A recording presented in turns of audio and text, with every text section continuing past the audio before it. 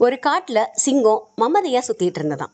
அதற்கு முன்னாடி வர விலங்குகள் எல்லாத்தையுமே இந்த காட்டுக்கு யார் ராஜா அப்படின்னு கேட்டதாம்.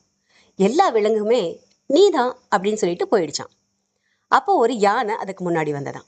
அப்போ சிங்கம் கேட்டுச்சான், இந்த காட்டுக்கு யார் ராஜா? அந்த கேள்வியை கேட்ட உடனே அந்த யானைக்கு அது பதில் சொல்றதுக்கு விருப்பமே இல்லையா. அது பாட்டு பேசாம கடந்து போச்சான். உடனே மறுபடியும் சிங்கம் அது முன்னாடி போய் இந்த காட்டுக்கு யார் ராஜா அப்படின்னு கேட்டதான். அப்பையும் பதில் சொல்லாம கடந்து போயிடுச்சான்.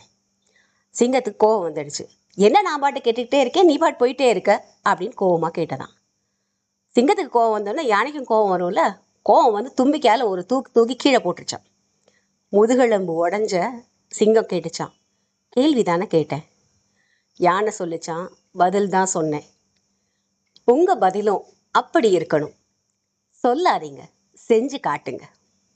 கேட்டதிலிருந்து பிடித்தது உங்களுக்காக. என்றும் இணைந்திருங்கள் TFPயுடன். நன்றி, வணக்கம்.